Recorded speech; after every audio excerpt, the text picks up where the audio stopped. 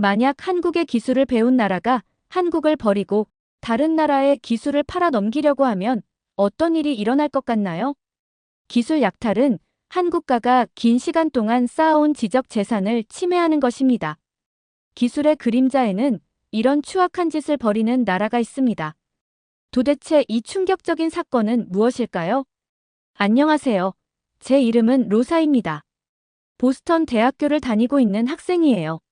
오늘은 제가 경험한 흥미로운 수업 시간에 관한 이야기를 들려드릴게요. 윌슨 교수님은 항상 그렇듯 강의실에 들어오자마자 흥미로운 주제로 우리의 주의를 끌었어요. 교수님의 수업은 항상 현실 사례로 가득 차 있었죠. 여러분, 오늘은 국가 간 기술 경쟁의 그림자에 대해 이야기해 보겠습니다. 21세기의 패권 경쟁은 더 이상 군사력만으로 결정되지 않습니다. 기술력이 새로운 무기가 되었죠. 역사적으로 국가 간 기술 약탈의 사례는 셀 수 없이 많습니다. 19세기 영국의 산업혁명 기술이 불법적으로 미국으로 유출된 사례부터 시작해 볼까요? 스크린에는 18세기 말 영국의 방직기 설계도가 나타났어요. 사무엘 슬레이터라는 영국인이 당시 엄격히 금지되었던 방직기 설계도를 머릿속에 암기한 후 미국으로 건너가 미국 최초의 방직 공장을 세웠죠. 이것이 미국 산업혁명의 시작이었습니다. 더 현대적인 사례로는 냉전 시대 소련의 미국 기술 스파이 활동이 있어요. 소련은 체계적으로 미국의 군사 및 우주 기술을 빼내기 위한 프로그램을 운영했습니다. 교수님은 잠시 물을 마시고 계속했어요. 2000년대 들어서는 더욱 정교해졌습니다. 2009년 중국 해커들이 미국 F-35 전투기 설계 데이터를 유출한 사건 혹은 최근 반도체 기술을 둘러싼 중국의 산업 스파이 활동 등이 대표적이죠. 특히 한국의 사례를 보면 2018년 중국 기업들이 삼성과 SK하이닉스의 메모리 반도체 기술자들을 높은 연봉으로 스카우트해 기술을 빼내려 한 사건이 있었습니다. 한국 정부는 이를 국가 핵심 기술 유출로 규정하고 강력 대응했죠. 이러한 기술 유출은 단순한 산업 스파이 수준을 넘어 국가 안보의 문제로 발전하고 있습니다. 한 국가의 수십 년 연구 개발 성과가 단시간에 경쟁국으로 넘어가는 현상은 국제 질서에도 큰 영향을 미치고 있어요. 오늘은 이러한 사례와 다른 방식으로 기술력 약탈에 대해 살펴보겠습니다. 교수님은 태국을 언급하며 태국의 충격적인 상황을 설명하셨어요. 2024년 패통탄 친나와 태국 총리는 중국과의 협력을 강화하는 정책을 공식화했습니다. 여러분, 이것이 단순한 외교적 결정이었을까요? 패통탄 총리가 공식적으로 내세운 이유는 세 가지였습니다.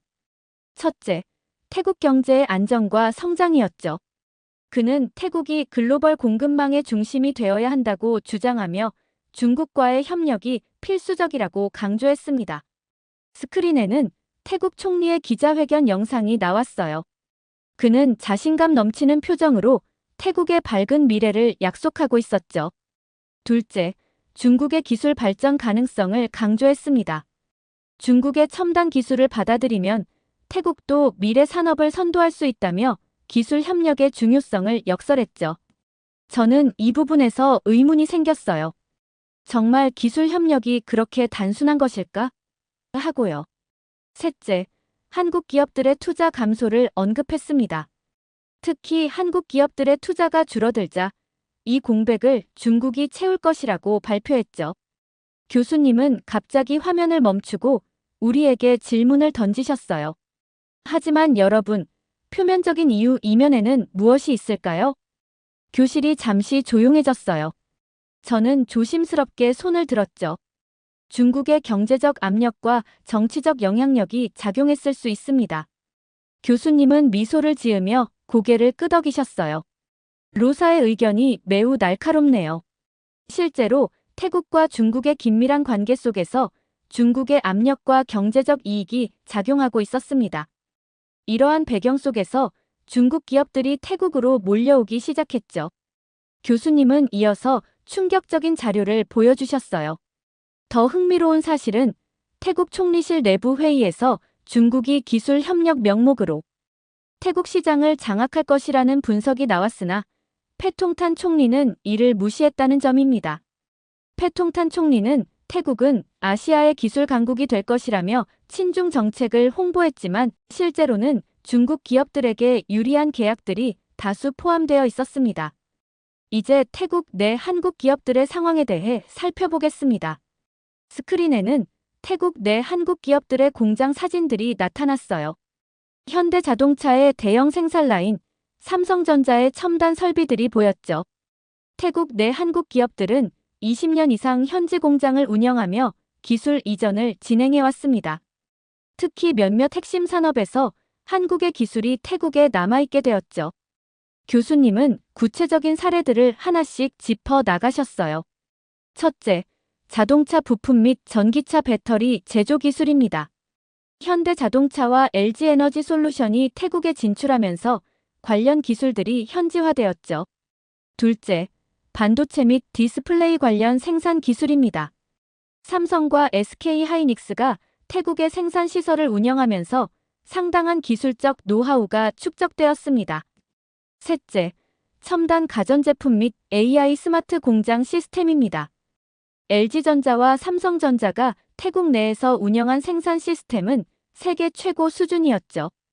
그런데 교수님의 표정이 갑자기 심각해졌어요. 하지만 태국의 친중 정책과 점점 고조되는 반한 감정, 그리고 한국 기업들이 직면한 자국민의 안전으로 인해 많은 한국 기업들이 태국에서 철수하기 시작했습니다. 이로 인해 한국 기술에 의존하던 태국 기업들이 어려움을 겪기 시작했습니다.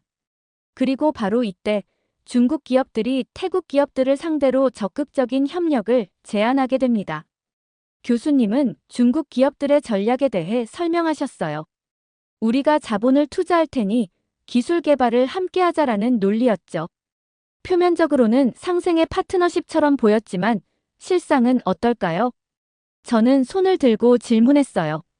중국 기업들이 한국 기술을 가져가려는 의도가 있었던 건가요? 교수님은 고개를 끄덕이셨어요. 매우 날카로운 질문입니다.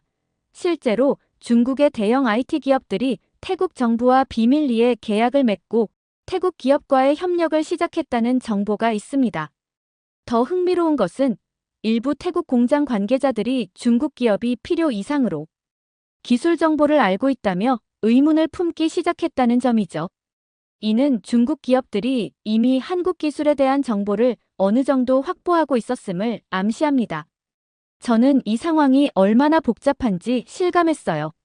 한 국가의 기술이 다른 국가로 유출되는 과정이 단순히 기업들 간의 문제가 아니라 국가 안보와 국제 정치의 문제로 확장되는 것을 보고 있었죠. 로사, 당신이 태국 정부의 경제 고문이라면 이런 상황에서 어떤 조언을 할 건가요? 교수님이 갑자기 저에게 질문하셨어요. 저는 잠시 생각한 후 대답했어요. 단기적 경제 이익보다 장기적 기술 독립성을 고려해야 할 것 같습니다. 중국의 투자는 받되 핵심 기술 분야에서는 자체 역량을 키우는 방향으로 정책을 설계할 것 같아요. 교수님은 만족스러운 표정으로 고개를 끄덕이셨습니다. 매우 균형 잡힌 관점입니다. 교수님은 제 이야기를 듣고 새로운 슬라이드로 넘어가셨어요. 스크린에는 중국 기업의 전략적 기술 확보라는 제목이 보였죠. 이제 가장 흥미로운 부분입니다. 약정 끝난 인터넷 정수기 휴대폰. 가만히 두면 최대 128만 원 손해입니다. 인터넷 TV 최대 48만 원, 정수기 최대 30만 원, 휴대폰 전환 지원금 최대 50만 원까지. 약정 끝날 때마다 꼬박꼬박 받을 수 있어요. 법이 정해준 지원금이니 당연히 챙겨야 합니다. 이 모든 걸 설치 당일 현금으로 받는데 안 할 이유가 없죠. 카드에서도 현금 캐시백을 최대 17만 원 더 받을 수 있어요. 이왕 카드 쓸 거 현금 받고 쓰면 좋잖아요. 아정당 홈페이지에서 1분이면 신청 가능해서 진짜 편해요. 아정당에선 365일 24시간 무료 상담도 되고 다른 데보다 혜택이 적으면 차액의 120% 보상해주는 제도까지 있습니다. 홈서비스 전문기업 아정당은 이사, 청소도 유명하죠. 이사 당일 불만족 시 전액 환불하는 국내 유일 보장이사도 가능합니다. 인터넷, 정수기, 이사, 청소, 카드까지. 아정당하게 받자. 아정당. 중국 기업들이 어떻게 태국 내 한국 기술에 접근하려 했는지 살펴보겠습니다. 중국 기업들은 결코 단순한 투자자가 아니었습니다. 그들은 다양한 방법을 통해 태국 내 한국 기술을 확보하려 했죠. 교수님은 손가락을 들어 첫 번째 요점을 강조하셨어요. 첫째, 기술 이전 계약을 통한 접근입니다. 중국 기업들은 태국 기업들과의 합작 투자를 제안하며 한국 기업이 남긴 기술을 함께 활용하자고 제안했습니다. 스크린에는 중국과 태국 기업 간의 MOU 체결 사진이 나타났어요. 이런 계약들은 표면적으로는 상호 이익을 위한 것처럼 보였지만 계약 세부 조항을 보면 기술 이전에 관한 내용이 매우 구체적이었습니다. 중국 측이 거의 모든 기술 정보에 접근할 수 있도록 설계되었죠. 저는 이런 계약의 법적 측면이 궁금했어요. 교수님, 이런 계약이 국제법상 문제는 없나요? 국제법상으로는 그레이 영역에 있습니다. 기술 소유권이 복잡하게 얽혀 있기 때문이죠. 원래 기술은 한국 기업의 것이었지만 태국에서 현지화된 기술은 누구의 것인지 명확하지 않은 경우가 많아요. 교수님은 두 번째 방법으로 넘어가셨어요. 둘째, 현지 엔지니어 채용 증가입니다. 중국 기업들은 한국 기업에서 일했던 태국 엔지니어들을 고액 연봉으로 스카우트하기 시작했죠. 스크린에는 한 차트가 나타났어요. 중국 기업들이 제시한 연봉이 기존 태국 내 평균 연봉보다 3배 이상 높다는 통계였어요. 이 엔지니어들은 한국 기업에서 5년에서 10년 이상 일하며 핵심 기술과 프로세스를 익힌 인력들이었습니다. 그들을 통해 중국 기업들은 공식적인 문서에 없는 암묵직까지 확보하려 했죠. 교실에서 한 학생이 손을 들었어요.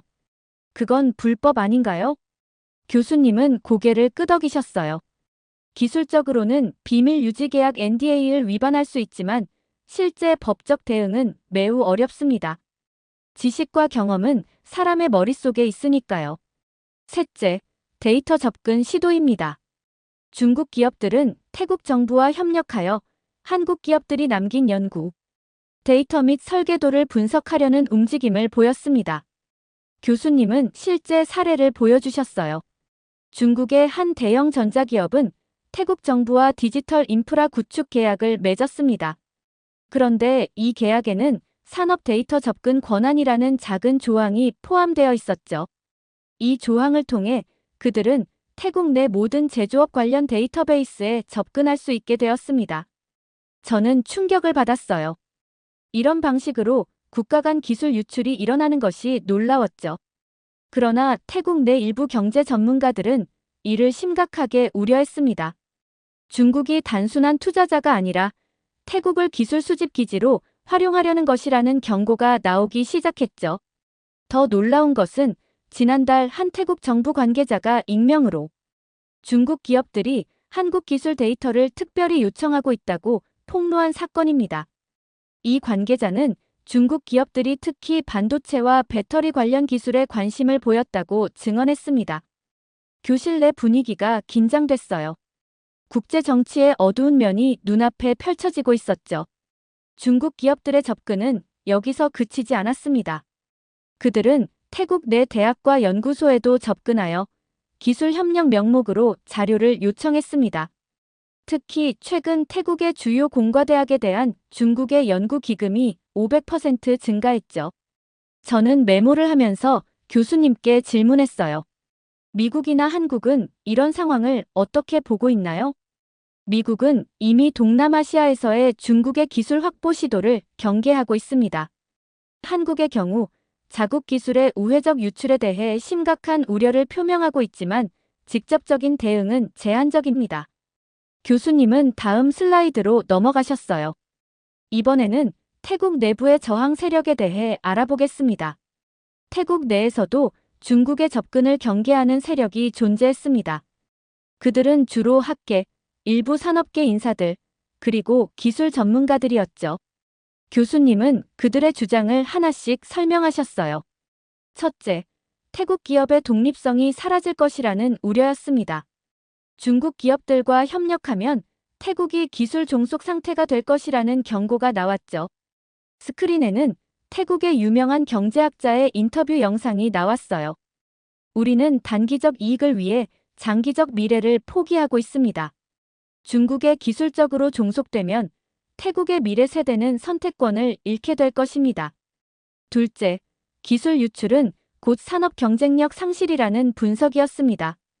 태국이 단순 조립기지로 전락할 위험이 있다는 경고였죠. 교수님은 한 차트를 보여주셨어요. 이것은 다른 나라들이 중국에 기술을 넘긴 후의 산업 구조 변화를 보여줍니다. 보시다시피 대부분의 국가들은 고부가가치 산업에서 저부가가치 산업으로 이동했죠. 저는 정말 흥미롭다고 생각했어요. 교수님, 한국도 과거에 비슷한 위험에 처했던 적이 있나요? 1990년대 한국도 중국으로의 기술 유출 위험에 직면했지만 핵심 기술은 보호하면서 생산기지만 이전하는 전략을 택했죠. 지금 태국의 상황은 그보다 더 위험합니다. 셋째, 한국, 미국, 일본과의 관계 악화 우려였습니다. 태국이 한국과 일본이 남긴 기술을 중국에 넘기면 향후 서방 국가들의 투자가 완전히 끊길 수 있다는 경고였죠. 교수님은 미국 무역대표부의 성명서를 보여주셨어요. 그곳에는 지적재산권 침해에 대한 태국 정부의 조치가 미흡할 경우 무역관계를 재검토할 것이라는 내용이 담겨 있었습니다. 그러나 친중 성향의 태국 정부는 이러한 경고를 무시하고 중국과의 협력을 더욱 강화하려 했습니다. 패통탄 총리는 이러한 우려를 서방의 압력이라 치부했죠. 교수님은 이어서 충격적인 사례를 공유하셨어요. 태국의 한 대기업 임원이 중국과의 기술 협력이 위험하다며 내부 고발을 시도했습니다. 그는 자사의 배터리 기술이 중국으로 유출되고 있다는 증거를 언론에 제보했죠. 하지만 정부는 이를 무시했고 결국 그는 직위에서 물러나게 되었습니다. 교실 내에서 작은 탄식이 들렸어요. 이런 상황이 실제로 일어나고 있다는 사실이 충격적이었죠. 더 흥미로운 것은 태국 내 일부 엔지니어들이 중국 기업의 접근 방식에 불만을 품고 해외로 이주하는 움직임을 보이기 시작했다는 점입니다. 특히 싱가포르, 베트남으로 이주하는 엔지니어들이 증가했습니다. 저는 손을 들고 질문했어요. 이런 상황에서 국제사회는 어떤 대응을 할 수 있을까요? 교수님은 잠시 생각하시더니 대답하셨어요. 국제무역규범과 지적재산권 보호 체계를 통한 압력이 가능하지만 결국은 태국 내부의 인식 변화가 가장 중요합니다. 지금 우리가 목격하고 있는 것은 일종의 침묵의 저항이라고 볼 수 있죠. 이제 태국 대기업들의 상황을 살펴보겠습니다. 이들은 정부의 친중 정책과 자체 생존 사이에서 어려운 결정을 내려야 했습니다. 스크린에는 태국의 주요 대기업 로고들이 나타났어요. 자동차 부품 제조사, 전자기기 회사, 에너지 기업 등 다양한 산업군이 보였죠. 태국의 대표적인 대기업들은 중국과의 협력에 대한 딜레마에 빠졌습니다. 한편으로는 중국의 투자를 받으면 성장 기회를 얻는다는 유혹이 있었죠. 교수님은 차트를 보여주셨어요. 중국과 협력한 일부 동남아 기업들의 단기적 성장률을 보여주는 그래프였어요. 반면 기술을 넘겨주면 장기적으로 태국 산업은 독립성을 잃게 된다는 우려도 컸습니다. 이는 단순한 걱정이 아니라 여러 사례를 통해 검증된 패턴입니다. 저는 궁금증이 생겼어요. 교수님, 그렇다면 태국 기업들은 실제로 어떤 선택을 했나요? 교수님은 미소를 지으셨어요. 태국 기업들의 반응은 크게 세 가지로 나뉘었습니다. 교수님은 세 가지 유형을 설명하셨어요. 첫째, 중국의 제안을 받아들이고 전면적인 기술 협력을 추진한 기업들이 있었습니다. 주로 정부와 가까운 대기업들이었죠. 둘째, 표면적으로는 협력하는 척하면서 핵심 기술은 공유하지 않는 전략을 택한 기업들이 있었습니다. 이들은 위험을 관리하면서 중국 투자의 이점을 누리려 했죠. 셋째, 가장 흥미로운 그룹인데 일부 태국 기업들은 미국, 유럽, 일본과의 협력으로 방향을 틀었습니다. 중국 의존도를 낮추기 위한 전략적 선택이었죠. 그런데 교수님의 표정이 갑자기 심각해졌어요. 그러나 태국 정부는 이러한 움직임을 적극적으로 막으려 했습니다. 특히 서방 국가와의 협력 시도를 견제했죠. 교수님은 실제 사례를 보여주셨어요. 2024년 8월 태국 자동차 부품 회사인 타이 오토 컴포넌츠가 중국과의 협력을 거부하고 일본 기업과 기술 파트너십을 맺으려 했습니다. 그러자 태국 정부는 갑자기 이 회사에 대한 세무조사를 시작했고 여러 행정적 제재를 가했습니다. 이것은 명백한 압력이었죠. 교실 내에서는 작은 수군거림이 들렸어요. 학생들은 이러한 정부의 개입에 놀란 듯했죠. 더 놀라운 것은 일부 태국 기업들이 정부의 압력을 피하기 위해 싱가포르나 베트남으로 연구시설을 옮기는 움직임을 보였다는 점입니다. 예를 들어 태국의 전자부품 제조사 디지털 타이는 핵심 R&D 센터를 싱가포르로 이전할 계획이라고 합니다. 이러한 기업들의 이주는 태국 경제에 심각한 두뇌 유출 문제를 일으키고 있습니다. 고급 기술 인력들이 국가를 떠나는 현상이 가속화되고 있죠. 태국이 직면한 두 가지 가능한 미래죠. 하나는 중국에 기술적으로 종속되는 길이고 다른 하나는 균형 있는 접근을 통해 기술 주권을 지키는 길입니다. 저는 필기를 하면서 이 사례 연구가 얼마나 국제관계의 복잡성을 잘 보여주는지 생각했어요. 단순한 기술 이전이 아닌 국가 간 패권 경쟁의 축소판을 보는 것 같았죠. 이제 우리 수업의 마지막 부분입니다. 태국이 직면한 미래의 가능성에 대해 살펴보겠습니다. 스크린에는 갈림길을 보여주는 이미지가 나타났어요. 두 개의 다른 길이 있었죠. 이제 태국 경제는 두 갈래 길에 서 있습니다. 첫 번째 길은 중국과의 협력을 강화하고 기술 개발을 함께하는 것입니다.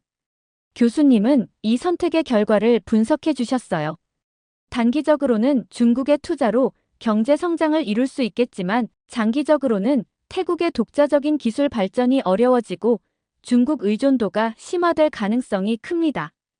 역사적으로 보면 기술적 종속은 결국 경제적 종속으로 이어지는 경우가 많았죠. 교수님은 몇몇 역사적 사례들을 보여주셨어요. 라틴 아메리카 국가들이 미국 기업에 종속되었던 사례, 아프리카 국가들이 구식민지 국가들에 종속되었던 사례 등이 있었죠.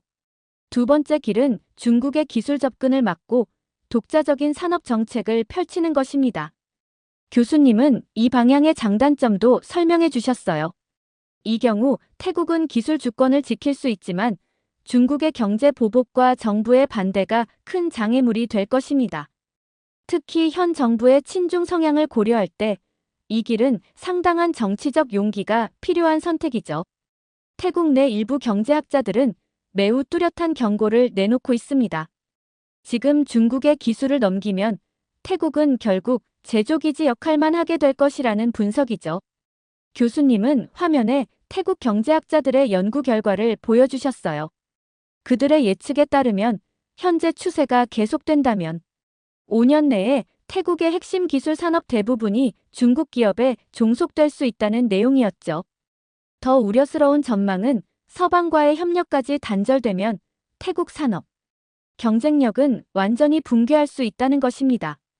미국, 일본, 한국, 유럽 등의 투자와 기술 협력이 중단된다면 태국은 균형 잡힌 발전을 이루기 어려울 것입니다. 저는 손을 들고 질문했어요. 교수님, 현재 상황에서 태국이 가장 현명한 선택은 무엇일까요? 이상적으로는 균형 잡힌 접근이 필요하죠. 중국과의 협력을 완전히 거부할 필요는 없지만 핵심 기술 분야에서는 다양한 국가들과 협력하며 자체 역량을 키우는 전략이 중요합니다. 교수님은 결론으로 이렇게 말씀하셨어요. 이 사례 연구는 단순한 태국의 이야기가 아닙니다. 이것은 오늘날 많은 개발도상국들이 직면한 딜레마를 보여줍니다. 기술과 경제 발전을 위해 강대국에 의존하면서도 어떻게 자국의 주권과 장기적 이익을 지킬 것인가의 문제죠. 수업이 끝나고 저는 제 노트북을 정리하면서 깊은 생각에 잠겼어요. 오늘 배운 내용은 제 논문의 완벽한 사례가 될 것 같았죠. 하지만 그것보다 더 중요한 것은 국제관계에서 기술의 역할과 국가 간 경쟁의 복잡성을 더 깊이 이해하게 되었다는 점이었어요. 강의실을 나서며 저는 다음 주 수업에서는 어떤 사례를 다룰지 기대가 되었습니다. 윌슨 교수님의 국제정치경제학 수업은 항상 현실 세계의 복잡한 문제들을 명확하게 보여주었으니까요. 그리고 저는 이 태국의 사례를 통해 한 가지 중요한 교훈을 얻었어요. 국제관계에서는 단기적 이익과 장기적 발전 사이의 균형을 찾는 것이 얼마나 중요한지, 그리고 기술 주권이 국가의 미래를 결정하는데 얼마나 중요한 역할을 하는지 말이에요. 이렇게 한국의 기술력을 태국을 이용해 약탈해가려는 중국의 사연 어떻게 들으셨나요? 한국의 기업들이 개발도상국에게 기술 이전까지 하면서 경제 성장에 도움을 주었는데 태국의 잘못된 선택으로 인해 이러한 위기까지 온다는 사실에 소름이 끼쳤습니다. 여러분들의 의견은 어떠신가요? 다양한 의견을 댓글을 통해 공유해주세요. 긴 영상 시청해주셔서 감사드리고 영상 재미있으셨다면 구독과 좋아요 부탁드립니다. 중국과 미국이 관세 전쟁을 벌이는 가운데 중국은 태국을 이용하려 하고 있습니다. 이러한 내막을 눈치챈 미국은 태국에게도 충격적인 관세를 부과하게 되는데요. 태국은 적자를 보면서까지 중국 원자재 수입을 고집하고 있습니다. 태국 총리는 이러한 상황에도 중국을 포기하지 않고 충격적인 발언을 하게 되는데요. 도대체 어떤 사건이 있었던 걸까요? 안녕하세요. 제 이름은 사이라입니다. 미국 동부의 대학교 3학년 학생이에요. 오늘은 정말 기대했던 세계 무역 특강이 있는 날이었습니다.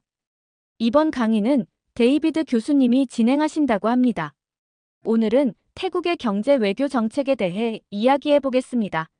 특히 미중 간의 무역 전쟁과 관세 분쟁이 본격화되면서 태국은 의도치 않게 두 강대국 사이에서 복잡한 딜레마에 빠지게 됐습니다.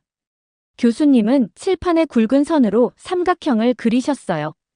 각 꼭지점에는 태국, 중국, 미국이라는 단어가 쓰여 있었고 태국에서 중국으로 향하는 화살표는 유독 굵게 그려져 있었습니다. 태국, 중국, 미국 삼각관계는 현대 국제 정치 경제의 흥미로운 사례입니다. 특히 최근 몇 년간 태국의 행보를 보면 더욱 그렇죠. 태국의 현 총리 패통탄 친나왓은 공개적으로 중국과의 협력을 최우선시하고 있습니다. 그녀는 국제 외교 무대에서는 균형 외교를 표방하지만 실제 정책을 들여다보면 명백히 친중 행보를 보이고 있어요. 이런 배경에는 그녀의 아버지인 탁신 친나왓 전 총리가 있습니다. 스크린에 탁신과 패통탄의 사진이 나란히 띄워졌습니다. 탁신은 2006년 군부 쿠데타로 실각한 후에도 여전히 태국 정계에 막강한 영향력을 행사하고 있습니다. 많은 태국 국민들은 그를 보이지 않는 손이라고 부르죠. 탁신은 중국과 특별한 관계를 유지해왔습니다. 그가 정권을 잃은 후에도 중국은 그를 특별한 친구로 대우했고 중국 내 사업 기회를 제공했어요. 많은 전문가들은 패통탄을 아버지의 대리인으로 봅니다. 그녀가 총리가 된 이후 태국의 중국 경사는 더욱 뚜렷해졌죠. 현재 태국은 중국과 미국 사이에서 샌드위치가 된 대표적인 국가입니다. 지정학적 위치도 문제고 정치적으로도 어느 쪽을 택하느냐가 큰 리스크가 되죠. 저는 천천히 손을 들었습니다. 네, 사이라 씨. 교수님, 그럼 태국은 왜 아예 중립을 유지하지 않고 중국 쪽으로 더 가까이 가려는 걸까요? 제가 알기로는 역사적으로 태국은 강대국 사이에서 균형 외교를 통해 독립을 지켜왔다고 들었는데요. 아주 좋은 질문입니다. 이제 태국 경제의 근본 구조를 들여다볼 차례군요. 바로 여기에 답이 있습니다. 이제 왜 태국이 균형 외교를 하지 못하고 중국 쪽으로 기울 수밖에 없는지 그 경제적 구조를 살펴보겠습니다. 교수님은 레이저 포인터로 그래프의 상승 곡선을 가리키셨어요. 그래프의 가파른 상승세가 강의실 모두의 시선을 사로잡았죠. 태국은 산업에서 필요한 원자재와 부품 대부분을 중국에 의존하고 있습니다. 철강, 전자부품, 플라스틱, 구리선, 알루미늄 등 기초 소재는 거의 중국에서 수입하죠. 저는 이렇게 특정 국가에 의존하는 사례를 본 적이 없었습니다. 여러분, 산업 생태계란 마치 인체의 혈액순환 시스템과 같습니다. 원자재와 부품이 혈액이라면 공장과 생산시설은 장기라고 할 수 있죠. 혈액 공급이 중단되면 어떻게 될까요? 생명이 위험해집니다. 앞자리에 앉은 학생이 대답했어요. 정확합니다. 태국의 경우 중국에서 들어오는 원자재와 부품은 그들의 산업 생명선이나 다름없어요. 교수님은 다음 슬라이드로 넘어가셨어요. 이번에는 태국의 주요 산업별로 중국 부품 의존도를 보여주는 막대 그래프였습니다. 전자제품 산업이 78%, 자동차 부품이 65%, 섬유 산업이 82% 숫자들이 놀라웠어요. 이런 의존 구조는 하루아침에 생긴 게 아닙니다. 1990년대부터 중국의 값싼 노동력과 대량 생산 능력을 활용하기 위해 태국 기업들이 점진적으로 공급망을 중국으로 이전했죠. 처음에는 비용 절감이라는 분명한 이점이 있었습니다. 그럼 왜 이제 와서 문제가 되는 거죠? 초기에는 단순한 경제적 결정이었지만 시간이 지나면서 이 의존성이 정치적 영향력으로 전환됐기 때문이죠. 공급망이 한번 형성되면 이를 다른 나라로 옮기는 것은 엄청난 비용과 시간이 필요합니다. 교수님은 다음 슬라이드로 넘어가셨어요. 이번에는 태국의 대중국 무역적자 추이를 보여주는 그래프였습니다. 보시다시피 태국의 대중 무역적자는 2018년 196억 달러에서 2024년 450억 달러까지 늘었습니다. 6년 만에 2배 이상 증가한 거죠. 태국 정부는 이 무역적자가 문제라는 걸 잘 알고 있어요. 그럼에도 불구하고 중국에서의 수입을 줄이지 못합니다. 여기서 중요한 점이 있습니다. 왜 태국이 이런 상황에 처하게 됐을까요? 단순히 경제적 필요성 때문만은 아닙니다. 교수님은 다시 탁신과 패통탄의 사진으로 돌아가셨어요.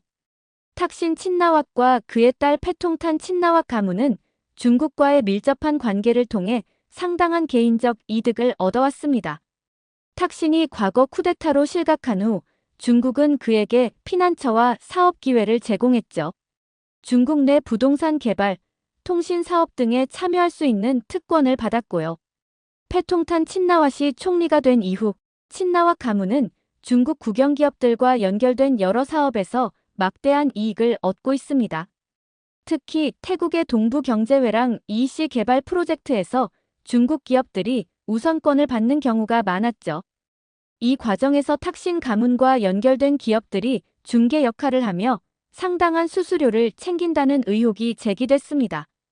제가 지난해 방콕에서 만난 한 경제부 고위 관리는 이렇게 말했습니다. 우리는 중국 부품 없이는 일주일도 버틸 수 없어요.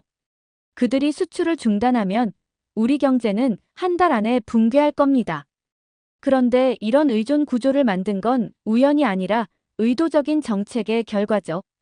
친나왓 가문은 태국 경제를 중국에 묶어둠으로써 두 가지 목표를 달성했습니다. 하나는 자신들의 부와 영향력을 확대하는 것이고 다른 하나는 정치적 생존을 보장받는 것이죠.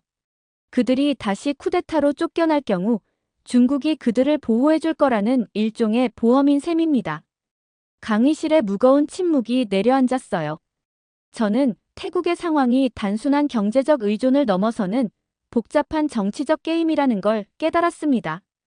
더 심각한 건 이 의존성이 점점 깊어지고 있다는 겁니다. 교수님이 계속하셨어요. 중국은 이제 단순한 부품 공급자가 아니라 태국 기업들의 기술 파트너가 되었어요. 5G, 인공지능, 전기차 배터리 등 첨단 기술 분야에서 태국은 중국 기업들과 협력하고 있죠. 교수님은 스크린에 최근 뉴스 헤드라인을 보여주셨어요. 태국 화웨이와 5G 네트워크 구축 계약 체결. 중국 BYD, 태국의 전기차 공장 설립 예정.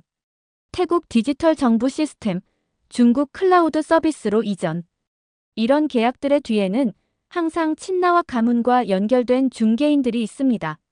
이들은 태국의 국익보다는 개인적 이익을 우선시하며 국가를 중국 의존도의 늪으로 점점 더 깊이 끌어들이고 있어요. 교수님은 그래프를 다시 가리키셨어요. 결국 태국은 엄청난 무역 적자를 감수하면서도 중국과의 관계를 강화할 수밖에 없는 상황이 됐습니다. 표면적으로는 경제적 필요성 때문이지만 더 깊이 들여다보면 태국의 일부 정치, 엘리트들의 사적 이익과 권력 유지를 위한 전략적 선택인 거죠. 저는 조심스럽게 다시 손을 들었어요.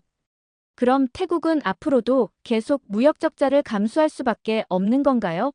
친나와 가문이 아닌 다른 정치 세력이 집권하면 상황이 바뀔 수 있을까요? 그것이 바로 태국이 직면한 가장 큰 딜레마입니다. 단기적으로는 중국에 의존할 수밖에 없지만 장기적으로는 이 의존도를 줄여야 하죠. 그러나 친나와 가문이 아닌 다른 정치 세력이 집권하더라도 이미 깊어진 경제적 의존성을 단기간에 바꾸기는 어렵습니다. 그 과정에서 중국을 자극하면 당장의 경제적 타격이 너무 크고 미국의 기대에 부응하지 못하면 또 다른 압박이 있죠. 교수님은 잠시 생각에 잠기셨다가 말을 이으셨어요. 태국의 정치 지도자들은 지금 불가능해 보이는 균형을 찾아야 하는 상황입니다. 하지만 현실은 이미 중국 쪽으로 많이 기울어져 있어요. 그리고 친나와 가문과 같은 정치 엘리트들은 이 상황에서 개인적 이득을 취하며 더욱 중국 쪽으로 기울게 만들고 있죠. 마치 외주를 타는 고개사처럼 한쪽으로 너무 많이 기울면 결국 추락하게 됩니다. 자, 이제 태국의 수출 구조를 살펴보면서 이 딜레마가 어떻게 더 복잡해지는지 알아보겠습니다. 이번에는 태국의 주요 수출 국가와 품목을 보여주는 원형 그래프가 나타났습니다. 미국이 차지하는 비중이 상당히 컸어요. 저는 제 노트북에 빠르게 메모를 적었습니다. 수입은 중국, 수출은 미국. 태국은 중국에서 부품을 수입해 조립하거나 가공해서 미국의 완제품으로 수출하는 구조를 갖고 있어요. 화면에는 태국의 생산 모델을 보여주는 흐름도가 나타났습니다. 예를 들어보죠. 태국은 중국에서 반도체 부품을 수입해 휴대폰을 조립한 후 미국으로 수출합니다. 또 중국산 철강을 들여와 태국에서 가공한 자동차 부품을 만들어 미국으로 수출하죠. 이런 예는 무수히 많습니다. 학생 한 명이 손을 들었어요. 그럼 태국은 단순히 조립국이라는 건가요? 아직 태국은 개발도상국이기에 이러한 상황은 당연합니다. 원자재와 핵심 부품이 중국에서 오는 구조죠. 화면에는 미국의 무역 정책과 관련된 내용이 나왔습니다. 그런데 여기서 심각한 문제가 생겼습니다. 미국은 중국과의 무역 분쟁 속에서 중국산 제품에 고율의 관세를 부과하고 있어요. 그리고 이제 미국은 중국산이 태국산으로 둔갑해 들어오는 걸 막기 위해 우회 수출국으로 태국을 의심하고 있습니다. 교수님의 표정이 심각해졌어요. 미국 상무부는 작년부터 태국을 통한 중국 제품의 우회 수출에 대한 조사를 강화했어요. 그 결과 일부 태국 제품도 중국 것 아니냐는 의심을 받으며 36%의 고율 관세 대상이 되고 있습니다. 화면에는 최근 미국 언론의 헤드라인이 띄워졌어요. 미 상무부, 태국산 철강 제품에 고율 관세 부과. 태국산 전자제품, 중국 우회 수출 의심으로 특별조사 대상. 이것이 바로 태국이 직면한 역설입니다. 중국에서 부품을 사와야 하는데 그걸로 만든 제품을 미국에 팔아야 하는 상황이죠. 하지만 미국은 이제 그 제품들을 의심의 눈초리로 바라봅니다. 저는 다시 손을 들었어요. 그럼 태국은 양쪽 다 잃을 수 있는 상황인 거네요? 정확합니다. 중국으로부터의 부품 공급이 중단되면 제조업이 마비되고 미국이 관세를 높이면 수출 시장을 잃게 되죠. 양쪽 모두 태국 경제에 치명적입니다. 다른 학생이 물었어요. 태국이 다른 나라에서 부품을 수입하는 건 불가능한가요? 일본이나 한국 같은 나라요. 교수님은 잠시 생각하시더니 대답하셨어요. 이론적으로는 가능하지만 현실적으로는 매우 어렵습니다. 공급망을 바꾸려면 엄청난 시간과 비용이 필요하고 중국 부품의 가격 경쟁력을 맞출 수 있는 대안을 찾기도 쉽지 않아요. 게다가 앞서 언급했듯이 친나와 가문 같은 정치 엘리트들의 이해관계도 얽혀 있죠. 자, 이제 태국의 정치적 입장이 어떻게 이 복잡한 경제 상황을 더 악화시키고 있는지 살펴보겠습니다. 교수님은 슬라이드를 넘기셨어요. 화면에는 패통탄 총리가 중국 베이징에서 시진핑 주석과 나란히 서 있는 모습이 나타났고 그 밑에 굵은 글씨로 인용문이 적혀 있었습니다. 내 몸에는 중국의 피가 흐른다. 패통탄 총리는 당선 이후 해외 국빈 방문지로 중국을 선택했고 공식 만찬 자리에서 이 발언을 했습니다. 이 타이밍이 매우 중요합니다. 교수님은 영상 클립을 재생하셨어요. 영상 속 패통탄은 시진핑 주석과 중국 고위 관료들이 자리에 있는 가운데 이 말을 했습니다. 이 발언이 왜 중요할까요? 태국 총리가 이런 말을 했다는 건 단순한 수사가 아니라 정치적 노선 선언이었습니다. 그녀는 태국, 중국 관계의 미래를 명확히 보여주고 있었던 거죠. 교수님은 잠시 생각에 잠기신 듯 했어요. 그리고 이것은 미국과 서방에게 분명한 신호였습니다. 태국은 점점 중국과 정치적 동맹으로 기울고 있다는 메시지였죠. 학생 한 명이 물었어요. 총리가 중국계 혈통이라서 한 말 아닌가요? 교수님은 고개를 저으셨어요. 패통탄 총리는 태국 태생이고 직계 조상 중에 중국인은 없습니다. 그녀의 발언은 혈통에 관한 사실보다는 정치적 충성도를 표현한 것이었죠. 새로운 슬라이드가 나타났어요. 이번엔 미국 국무부와 국방부의 보고서 발췌문이었습니다. 이 발언 이후 미국은 태국에 대한 접근법을 재평가하기 시작했습니다.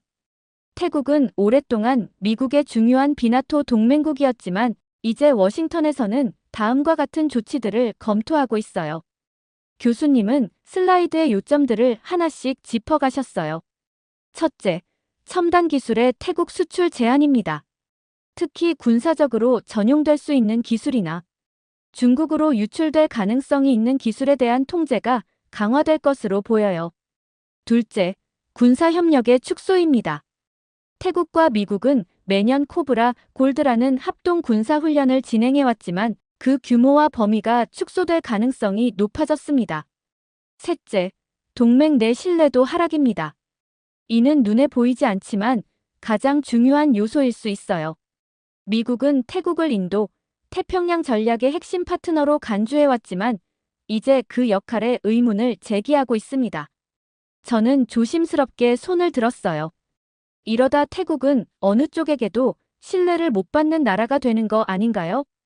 중국은 태국이 완전히 자기 편이 되길 원할 테고 미국은 이미 태국을 의심하고 있고 교수님은 깊이 고개를 끄덕이셨어요. 바로 핵심을 짚었네요. 태국은 지금 두 의자 사이에 앉으려다 바닥에 떨어지는 상황에 가까워지고 있어요. 중국은 더 많은 충성과 협력을 요구하고 있고 미국은 이미 태국을 잠재적 중국 동맹국으로 분류하기 시작했습니다. 교수님은 다음 슬라이드로 넘어가셨어요. 화면에는 미국의 대태국 무역 정책 변화라는 제목이 쓰여 있었습니다.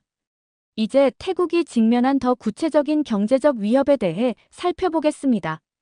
최근 미국은 중국과의 무역 갈등을 넘어서 중국산 제품이 제3국을 통해 우회 수출되는 흐름에 대해 본격적인 규제를 시작했죠. 교수님은 화면을 가리키셨어요. 슬라이드 한가운데엔 블룸버그 통신의 기사 헤드라인이 크게 보였어요. 미 상무부 동남아 우회 수출의 관세 강화 방침. 트럼프 행정부는 태국이 중국산 제품의 우회 수출 통로로 활용되고 있다는 점을 매우 심각하게 보고 있어요. 이건 단순한 무역 문제가 아니라 국가 안보와 전략 산업 보호 문제로까지 번지고 있는 상황입니다. 태국 정부도 미국의 우려를 인식하고 여러 조치를 내놓고 있습니다. 첫째, 허위 원산지 표시에 대한 단속이 대폭 강화됐습니다. 태국 세관은 원산지 세탁을 막기 위해 특별 단속반을 조직했죠. 둘째, 특별 감시 품목이 확대됩니다. 기존의 49개 품목에서 78개로 늘어날 예정이고요. 셋째, 미국이 고율 관세를 부과하고 있는 철강, 알루미늄, 구리선 등의 원자재에 대한 감시도 강화됐습니다. 이 품목들은 중국에서 대량 수입되며 태국을 통해 미국으로 재수출되는 경우가 많죠. 강의실에서는 타이핑 소리만 가득했어요. 저도 노트북에 이 정보를 열심히 입력했죠. 하지만 중요한 건 이 모든 조치가 실제 단속보다는 미국 측 압박을 피하기 위한 제스처에 가까울 수도 있다는 점입니다. 화면에는 미국 무역대표부 USTR의 공식 성명서 일부가 띄워졌어요. 태국이 중국의 수출 우회 통로로 남는다면 미 정부는 최대 36% 또는 그 이상의 상호 관세를 검토할 것이다. 이건 단순한 경고가 아닙니다. 태국 수출 산업에 직격탄이 될 수 있어요. 그때 한 학생이 조심스럽게 손을 들었어요. 교수님, 그렇다면 태국이 미국 쪽으로 기울면 더 이익이 되지 않나요? 교수님은 고개를 저으셨어요. 그렇게 간단한 문제가 아닙니다. 태국의 제조업은 중국산 부품과 원자재에 깊이 의존하고 있어요. 중국과 거리를 두면 당장 공장 가동률이 떨어지고 실업 문제가 생깁니다. 슬라이드에는 파이낸셜 타임즈의 인터뷰 일부가 떴습니다. 방콕에 있는 경제연구소장의 말이었어요. 태국은 지금 중국의 창고이자 미국의 타깃이라는 이중적 위기 속에 있다. 더 심각한 문제는 태국이 이 과정에서 점점 주체성을 잃어가고 있다는 것입니다. 미국은 태국을 중국 견제를 위한 전략적 말뚝으로, 중국은 태국을 미국 시장에 접근하기 위한 통로로 보고 있어요. 그 사이에서 태국은 스스로 선택할 수 있는 외교적 공간을 점점 잃고 있습니다. 다음 화면에는 대안적 협력 모델 한국, 태국 관계의 가능성이라는 제목이 떠 있었습니다. 자, 이제 마지막으로 태국의 외교 경제적 대안에 대해 생각해 보겠습니다. 특히 한국과의 관계가 어떤 가능성을 제시할 수 있었는지 말이죠. 과거 태국은 한국과 다양한 경제 에너지 협력을 이어왔습니다. 특히 2010년대 초반부터 양국은 상호 보완적인 산업 구조를 활용한 윈윈 파트너십을 구축해왔죠. 그러나 친중 성향의 정부가 들어선 이후 한국과의 협력 프로젝트들은 하나둘씩 철회되거나 중단됐습니다. 교수님은 화면에 취소선이 그어진 협력 프로젝트 목록을 보여주셨어요. 한국의 LNG, 반도체 기술 협력 철수, 친환경 농업 프로젝트 중단, 관광 분야 공동 마케팅 폐지, 디지털 경제 전환 지원 사업 축소. 흥미로운 점은 한국이 제공할 수 있었던 협력 모델이 태국에게 다른 제3의 길을 열어줄 수 있었다는 겁니다. 한국은 첨단 기술력을 갖춘 국가로 태국에게 정치적 부담 없는 협력 파트너가 될 수 있었죠. 교수님은 태 협력이 가져올 수 있었던 이점들을 하나씩 설명하셨어요. 첫째, 한국의 기술 협력은 태국의 산업 고도화에 도움이 될 수 있었습니다. 특히 반도체, 배터리, 친환경 기술 분야에서요. 한국은 이미 이 분야에서 세계적 경쟁력을 갖추고 있고 태국의 제조업 기반과 결합하면 상당한 시너지가 날 수 있었죠. 둘째, 한국의 LNG 공급망은 태국의 에너지 안보를 다각화할 수 있었습니다. 현재 태국은 대부분의 천연가스를 인근 미얀마와 자국 해상에서 조달하지만 이 매장량은 점점 줄어들고 있어요. 한국의 LNG 인프라 기술과 글로벌 공급망은 태국에게 새로운 에너지 옵션을 제공할 수 있었습니다. 셋째, 한국의 디지털 전환 경험은 태국의 타일랜드 4.0 정책에 큰 도움이 될 수 있었어요. 한국은 이미 전자정부, 디지털 인프라 구축에서 선도적인 국가이며 이 경험을 태국과 공유할 의향이 있었습니다. 결과적으로 태국은 더 넓은 시장과 다양한 기술 협력 기회를 잃었고 중국이라는 하나의 우산 아래 갇히게 됐습니다. 이건 단순한 경제적 손실을 넘어 태국의 외교적, 전략적 자율성의 축소를 의미합니다. 교수님은 태국 소셜미디어에서 퍼온 듯한 댓글들을 보여주셨어요. 왜 우릴 매번 중국의 들러리로 만들지? 이젠 한국도 우릴 외면해. 우리 경제의 미래는 어디로 가는 거지? 태국 국민들 사이에서도 불안감이 커지고 있습니다. 특히 젊은 세대들은 정부의 친중 정책이 장기적으로 태국의 경쟁력과 자율성을 해칠 수 있다고 우려하고 있죠. 슬라이드의 마지막에는 방콕 소재경제연구소 소장의 인터뷰가 인용되어 있었습니다. 이제라도 균형 외교로 돌아가지 않으면 태국은 외교적 고립과 경제적 몰락을 피할 수 없다. 교수님은 깊은 한숨을 내쉬시며 마무리 말씀을 하셨어요. 오늘 우리는 한국과가 강대국 사이에서 어떤 선택을 하고 그 선택이 어떤 결과를 가져오는지에 대해 살펴봤습니다. 태국의 사례는 단순한 외교 정책의 문제가 아니라 한 국가의 경제적 자율성과 미래가 걸린 중대한 결정이라는 점을 보여줍니다. 학생들이 노트북을 닫고 가방을 챙기기 시작했어요. 저는 잠시 자리에 앉아 오늘 배운 내용을 정리했습니다. 그러다 문득 혼잣말처럼 중얼거렸어요. 한국이었으면 어땠을까? 오늘 강의는 정말 흥미로웠습니다. 마치 태국의 10년 미래를 본 기분이었습니다. 캠퍼스를 걸어가며 저는 오늘 배운 내용들을 곱씹었습니다. 국제관계에서 균형과 자율성을 유지하는 것이 얼마나 중요한지, 그리고 한 국가의 선택이 어떻게 미래의 경로를 결정짓는지에 대해서요. 특히 한국처럼 중견국과의 협력이 제공할 수 있는 제3의 길에 대해 더 알아보고 싶어졌어요. 다음 학기 수강 과목으로 중견국 외교와 경제 협력을 추가해야겠다고 생각했습니다. 이렇게 태국이 중국의 우산 아래 있다가 경제적 위기에 닥치는 사연 어떻게 들으셨나요? 중국과의 협력에서 적자를 보면서까지 중국에 의존하는 사실에 충격을 받게 되었습니다. 여러분들의 의견은 어떠신가요? 다양한 의견을 댓글을 통해 공유해주세요. 긴 영상 시청해주셔서 감사드리고 구독과 좋아요 부탁드립니다. 한국보다 중국의 기술이 우수하다고 생각하시나요? 한국을 무시하다가 큰 코 다친 태국은 현재 충격에 빠진 상태입니다. 태국 정부의 잘못된 선택이 태국에 피바람을 불게 만들었는데요. 도대체 태국에서는 어떤 일이 일어난 걸까요? 안녕하세요. 제 이름은 루나입니다. 미국의 대학교에서 국제관계학을 전공하는 학생이죠. 오늘 강의는 교수님이 세계 IT 산업의 지형도를 다루실 예정이라고 했습니다.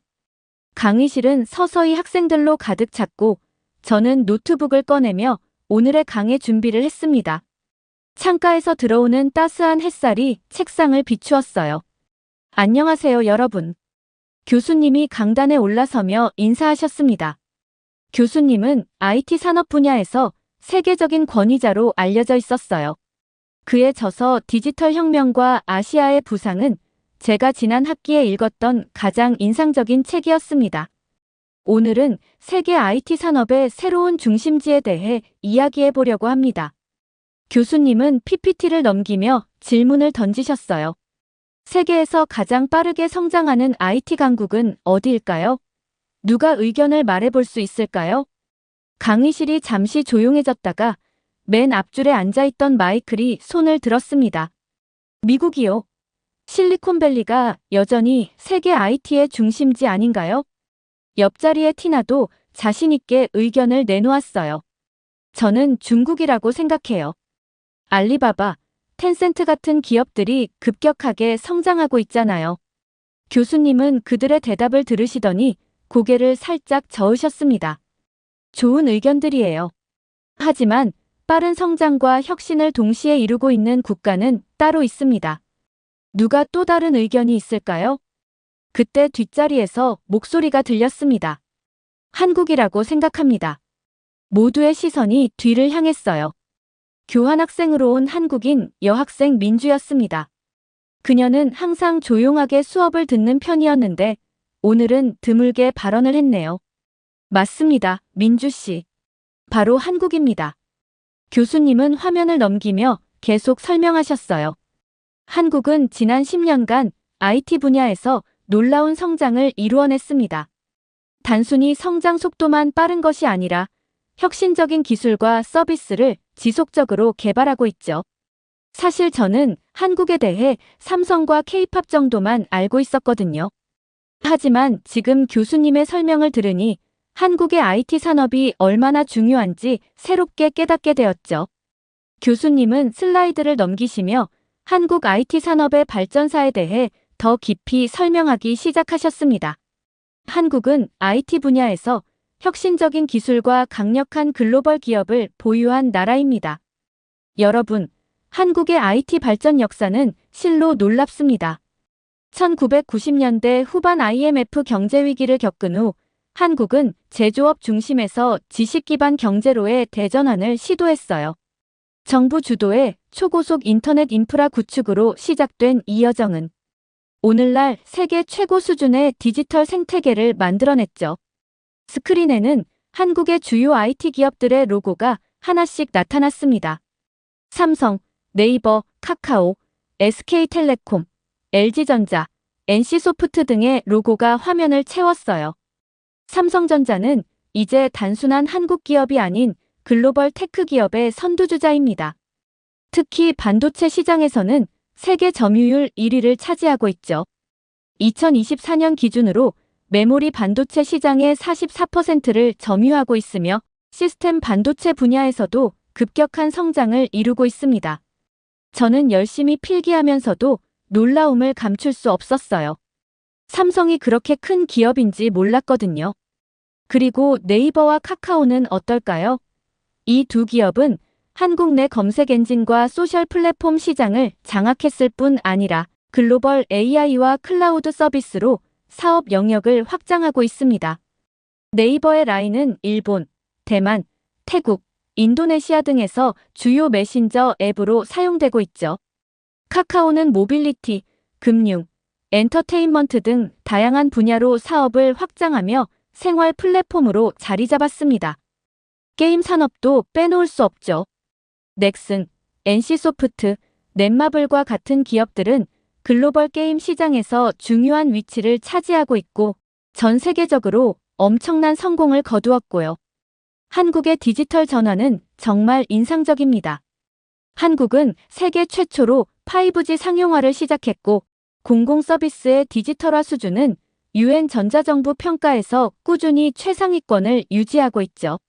신분증, 운전면허증, 건강보험증 등이 모바일 앱 하나로 통합되는 모바일 신분증 시스템은 다른 나라들이 벤치마킹하는 사례가 되었습니다. 저는 궁금증이 생겨 손을 들었습니다.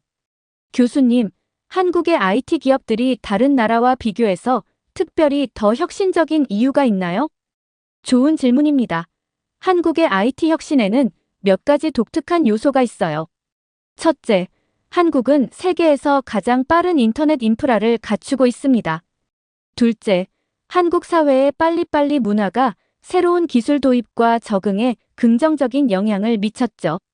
셋째, 정부가 디지털 혁신을 적극 지원했고, 마지막으로 한국의 교육 시스템이 우수한 IT 인재를 지속적으로 배출했습니다. 이제 한국 IT 기업들의 글로벌 영향력에 대해 살펴보겠습니다. 한국 IT 기업들은 베트남, 인도네시아, 태국 등 동남아 시장에서도 활발하게 활동 중입니다. 네이버는 동남아 최대 이커머스 플랫폼인 쇼피에 대규모 투자를 했고, 삼성전자는 베트남에 스마트폰 생산 기지를 구축했죠. 카카오는 동남아 각국의 금융 서비스 회사들과 제휴를 맺고 핀테크 서비스를 확장하고 있습니다. 스크린에는 동남아시아 지도와 함께 한국 기업들의 진출 현황이 표시되었어요. 저는 동남아시아 국가들에 이렇게 많은 한국 기업들이 진출해 있다는 사실에 놀랐습니다. 특히 태국은 한국 IT 기업들의 적극적인 투자로 스타트업 산업이 크게 성장할 기회를 얻었습니다. 한국의 SK텔레콤은 태국 최대 통신사 AIS와 합작하여 AI 기반 서비스를 개발했고, 네이버의 라인은 태국의 디지털 결제 시스템 혁신에 큰 역할을 했죠. 그리고 2022년에는 한국의 카카오뱅크가 태국 현지 은행과 협력하여 디지털 뱅킹 서비스를 출시했습니다. 제 옆자리에 앉은 태국 출신 학생 수안이 고개를 끄덕이는 것이 보였어요. 그는 이 내용에 동의하는 듯 했습니다.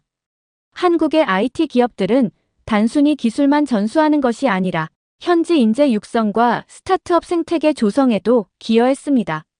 네이버는 동남아 각국의 D2 스타트업 팩토리라는 인큐베이터 프로그램을 운영하며 현지 스타트업들을 지원했고, 삼성전자는 시랩 프로그램을 통해 아시아 지역의 유망 스타트업들을 발굴하고 투자했죠. 교수님은 잠시 화면을 보시더니 표정이 미묘하게 변했습니다.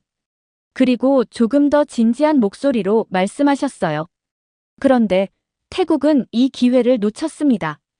강의실 분위기가 갑자기 무거워졌어요. 수안의 얼굴도 굳어진 것 같았습니다. 어떻게 그런 일이 있었던 건가요? 저도 모르게 질문했습니다. 그건 복잡한 정치적, 사회적 요인들이 얽혀있는 문제입니다. 간단히 말하자면 태국 내 반한 감정의 확산과 불법 체류자 문제, 그리고 태국 정부의 정책 변화가 큰 영향을 미쳤죠. 교수님의 말씀에 강의실이 조용해졌습니다. 그런 심각한 문제가 있었다니 놀라웠어요. 그때 뒷자리에서 손이 올라갔습니다. 태국에서 온 교환학생 수안이었어요. 교수님, 저는 한국의 태도가 문제였다고 생각합니다. 태국에서 반한 감정이 커진 건 한국이 우리 국민들을 불공정하게 대우해서 그런 거예요. 그런데 그게 왜 IT 산업에까지 영향을 미쳤는지 이해가 안 돼요. 수안의 갑작스러운 발언에 강의실 분위기가 순간 얼어붙었습니다. 민주는 놀란 표정으로 수안을 바라봤고 다른 학생들도 어색한 기색이 역력했어요. 수안 씨, 이 문제는 사실을 바탕으로 논의해야 할 것 같네요. 그 문제를 이해하려면 태국 불법 체류자 문제부터 짚어봐야 합니다. 교수님의 단호한 말씀에 수아는 입을 다물었고 강의실은 더욱 조용해졌어요. 저도 펜을 들고 주의 깊게 듣기 시작했습니다. 현재 한국에는 약 14만 명이 넘는 태국 불법 체류자가 있습니다. 처음에는 이 문제가 그렇게 큰 관심을 받지 않았어요. 태국인들은 주로 농촌 지역이나 공장에서 일하며 조용히 지냈거든요. 그러나 2023년 중반부터 상황이 달라졌습니다. 교수님은 리모컨을 눌러 슬라이드를 넘기셨어요. 화면에는 한국 주요 언론사의 뉴스 헤드라인들이 나타났습니다. 태국 불법 체류자 관련 강력 범죄와 불법 약 유통 사건 발생. 태국 불법 체류자 검거 작전. 한국 경찰 대대적 단속 돌입. 한국 정부, 태국 정부의 불법 체류자 송환 협조 요청. 문제는 그중 일부가 한국 사회에서 강력 범죄를 저지르면서 논란이 커졌다는 점이었습니다. 2023년 7월 서울 외곽의 한 공단 지역에서 태국인 불법 체류자 5명이 연루된 불법 약 사건이 발생했어요. 이 사건을 시작으로 비슷한 사례들이 언론에 잇따라 보도되면서 한국 사회에 큰 충격을 주었죠. 저는 그런 사건이 있었는지 몰랐어요. 미국에서는 크게 보도되지 않았던 것 같습니다. 한국 정부는 이 문제에 대응하기 위해 불법 체류자 단속을 강화했고 태국 정부의 불법 체류자 송환과 단속 협조를 공식적으로 요청했습니다. 그러나 패통탄 친나와 태국 총리는 태국 국민을 보호해야 한다는 이유를 내세우며 이를 거부했어요. 수안의 얼굴이 조금 붉어진 것 같았어요. 아마도 자국의 이런 모습이 공개적으로 논의되는 것이 불편했을 수도 있겠다는 생각이 들었습니다.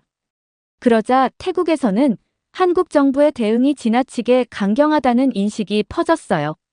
많은 태국 국민들은 소수의 범죄자 때문에 모든 태국 불법 체류자들이 범죄자처럼 취급받는다고 느꼈죠.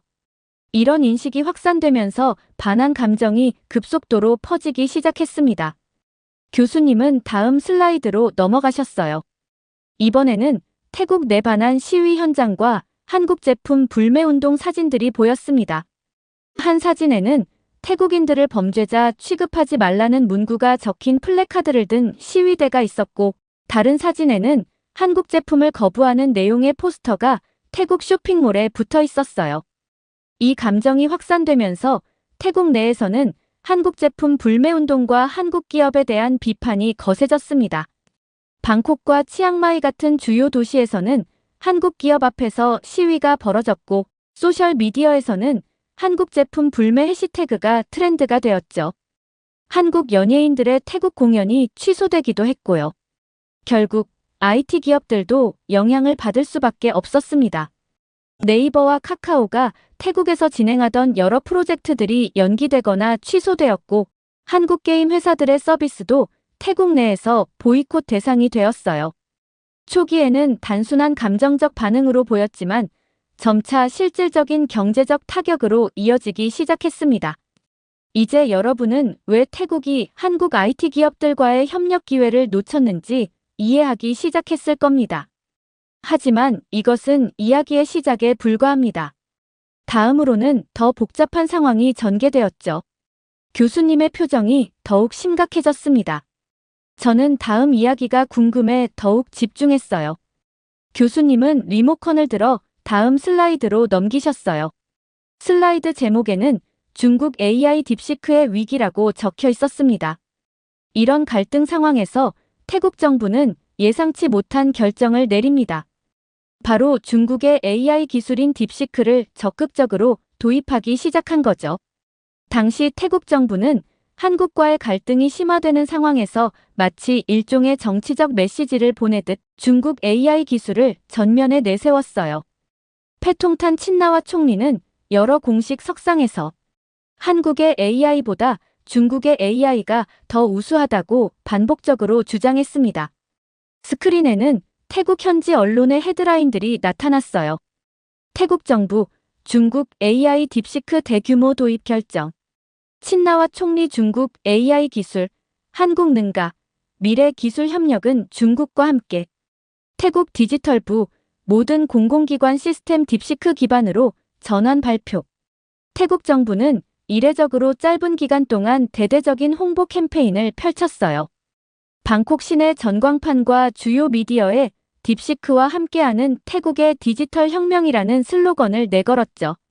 정부 출연 연구소들은 앞다투어 딥시크의 우수성을 강조하는 보고서를 발간했고, 공영방송에서는 연일 중국 AI 기술의 장점을 소개하는 특집 프로그램을 방영했습니다.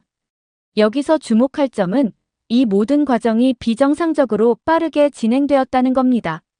일반적으로 국가 전체 시스템에 새로운 AI 기술을 도입하는 건 수년간의 검증과 테스트를 거쳐야 하는데 태국은 불과 몇 주 만에 이를 결정했죠. 심지어 전문가들의 우려에도 불구하고 밀어붙였습니다. 교수님은 다음 슬라이드로 넘어갔어요. 거기에는 태국 주요 부처의 딥시크가 적용된 현황이 표로 정리되어 있었습니다. 태국 정부는 국세청, 보건복지부, 이민국, 교통부 등 주요 부처의 데이터 시스템을 모두 딥시크 기반으로 전환했어요. 전문가들이 보안 문제를 지적했지만 정부는 중국과의 특별한 협력 관계를 근거로 이를 무시했죠. 그리고 태국 정부는 미디어를 통해 한국 AI 기술의 문제점을 집중적으로 부각시켰습니다. 한국 기업들의 사소한 보안 사고도 대대적으로 보도되었고 네이버나 카카오의 AI 서비스가 태국어 처리에 미흡하다는 점을 강조했죠. 반면 딥시크에 대해서는 거의 무비판적인 찬사를 보도했습니다. 교수님이 화면을 넘기자 충격적인 뉴스 헤드라인들이 나타났어요. 태국 공공기관 데이터 유출 사건 발생. 개인정보 100만 건 해킹. 정부 AI 시스템 뚫려. 중국 AI 딥시크. 보안 취약점 심각. 한국 AI보다 뒤떨어진 것으로 판명. 하지만 2025년 초 태국은 큰 위기를 맞게 됩니다. 태국 정부가 딥시크를 공공기관 시스템에 적용한 이후 대규모 데이터 유출 사건이 발생한 거죠. 데이터 보안이 취약해 해커들이 쉽게 시스템에 침투할 수 있었습니다. 강의실 분위기가 더욱 심각해졌어요. 이런 일이 실제로 있었다니 충격적이었습니다. 유출된 정보는 국민들의 주민등록번호, 여권 정보, 금융 데이터, 심지어 의료 기록까지 포함됐어요. 약 100만 명의 개인정보가 단 며칠 만에 유출된 겁니다. 교수님은 태국 현지 SNS 반응을 보여주는 슬라이드로 넘어갔어요. 우리 신용카드 정보가 다 털렸어요. 의료 기록까지 해킹당했다니 이게 말이 돼? 정부는 뭐 하고 있었던 거죠? 제 아이의 학교 기록까지 유출됐다고요. 정보 보안 전문가들의 분석 결과 딥시크에는 심각한 보안 취약점이 있었던 것으로 밝혀졌습니다. 특히 태국어 데이터 처리 과정에서 암호화가 제대로 이루어지지 않아 해커들이 쉽게 접근할 수 있었죠. 더 충격적인 것은 이 취약점이 이미 알려져 있었지만 태국 정부가 빠른 도입을 위해 충분한 검증을 거치지 않았다는 점입니다.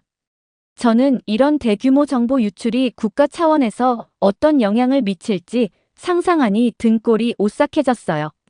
태국 정부는 급히 대응책을 마련했지만 이미 많은 기업과 개인정보가 중국 해커들에게 유출된 뒤였어요. 국제사이버 보안 전문가들의 추적 결과 이 공격이 중국 내 해커 그룹에 의해 이루어졌다는 증거가 발견되었습니다. 이 사건 이후 태국 국민들은 패통탄 친나와 총리를 강하게 비난하기 시작했습니다. 정치적 이유로 검증되지 않은 기술을 무리하게 도입한 것에 대한 책임을 물었죠. 특히 태국 IT 업계와 스타트업 커뮤니티에서는 한국과의 협력을 정치적 이유로 중단한 것이 실수였다는 비판이 거세게 일었습니다. 민주가 조용히 손을 들었어요. 교수님, 한국 기업들은 이 상황에 어떻게 반응했나요? 좋은 질문입니다. 한국 기업들은 처음에는 태국 시장의 상황을 지켜보는 자세를 취했습니다. 그러나 이 대규모 데이터 유출 사건 이후에는 더 이상 침묵하지 않았죠. 이 문제가 태국 청년들과 스타트업에 어떤 영향을 미쳤는지를 먼저 살펴보고 한국 기업들의 대응으로 넘어가겠습니다. 교수님은 다음 슬라이드로 넘어가셨어요. 태국 청년들의 절망과 스타트업의 몰락이라는 제목이 화면에 나타났습니다. 태국 정부가 중국 AI를 적극 도입하면서 한국과의 협력을 끄는 결정은 태국 IT 산업 전반에 심각한 타격을 주었습니다. 가장 큰 피해자는 바로 태국의 젊은 IT 창업가들과 스타트업이었죠. 스크린에는 태국 스타트업 생태계의 변화를 보여주는 그래프가 나타났어요. 2024년까지 상승하던 그래프가 그 이후 급격히 하락하는 모습이었습니다. 첫째, 투자 유치 실패 문제가 심각했습니다. 글로벌 투자자들은 태국 IT 시장의 불안정성을 보고 투자를 꺼리기 시작했어요. 2024년부터 태국 스타트업들의 투자 유치 금액은 전년 대비 68%나 감소했습니다.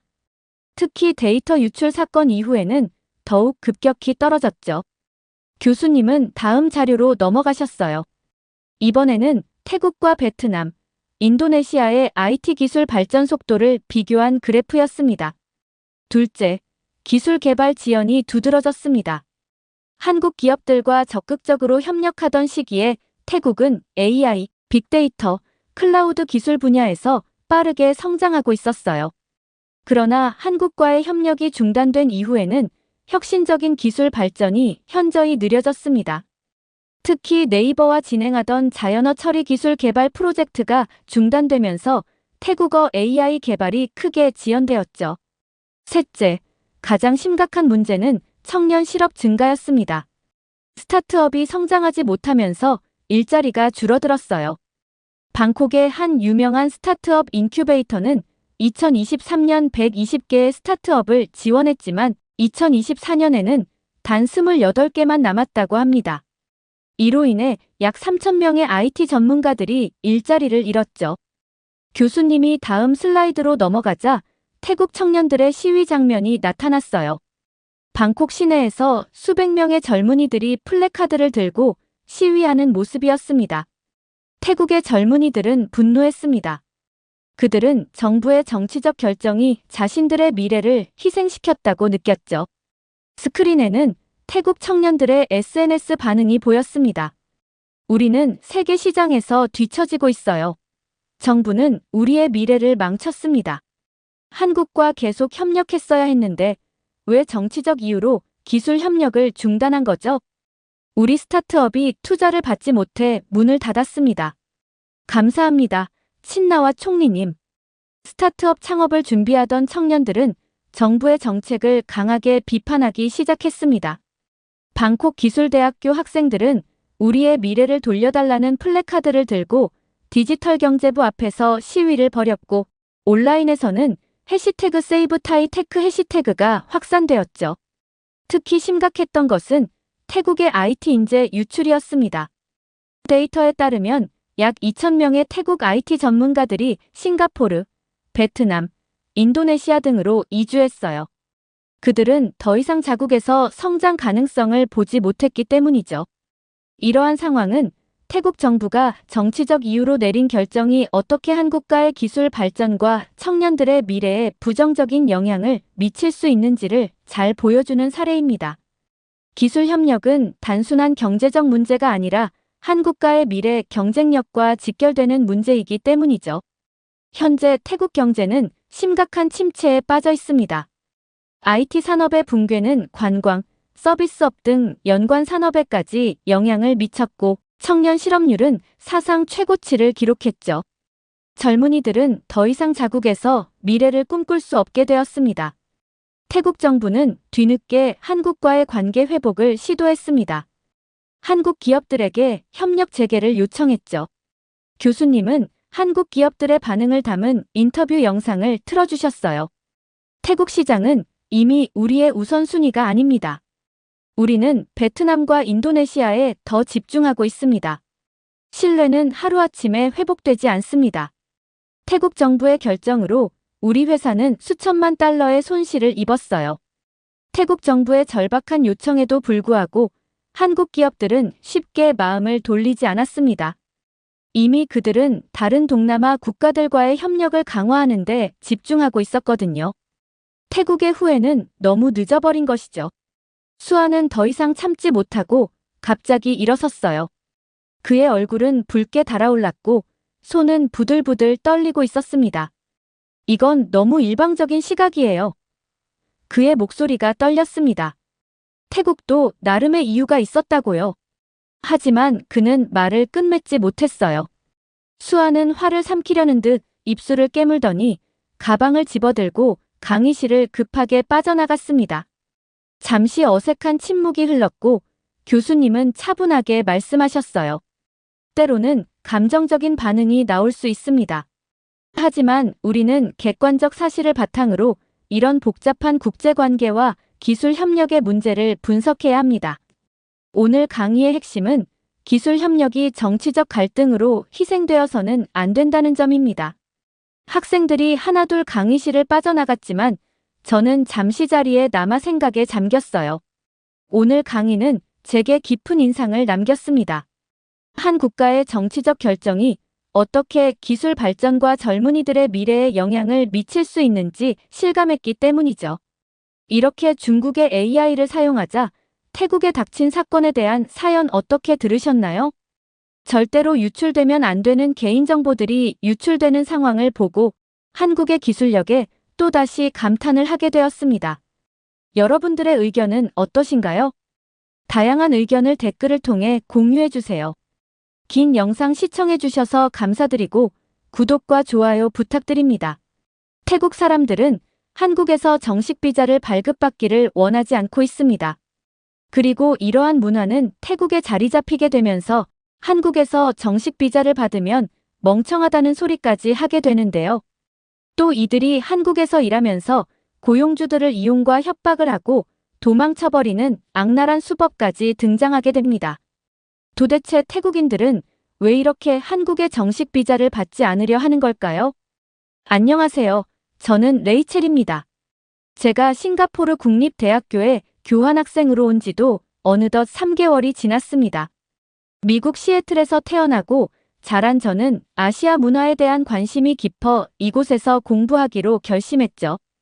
특히 아시아의 다양한 문화와 사회 문제에 대해 배우고 싶었기에 이주민과 현대사회라는 수업을 수강하게 되었습니다. 오늘도 여느 때처럼 강의실에 들어서자 다양한 국적의 학생들이 3355 모여 이야기를 나누고 있었어요. 저는 항상 앉던 자리인 중간 열 오른쪽에 앉았습니다. 여러분, 오늘은 조금 특별한 주제로 시작해 보려고 합니다. 첸 교수님이 교실 안으로 들어오시며 말씀하셨어요. 교수님은 항상 수업 시작 전에 흥미로운 질문을 던지시는 것으로 유명했습니다. 여러분, 이 세상에 신분이 존재하지 않는 사람들이 있다고 생각하시나요? 누가 될 수 있을까요? 교수님의 질문에 교실은 잠시 정적이 흘렀습니다. 학생들은 각자 생각에 잠긴 듯 진지한 표정을 지었어요. 맨 앞줄에 앉아있던 여학생이 조심스럽게 손을 들었습니다. 교수님, 노숙자일 수도 있지 않을까요? 집도 없고 가족관계도 단절된 경우가 많잖아요.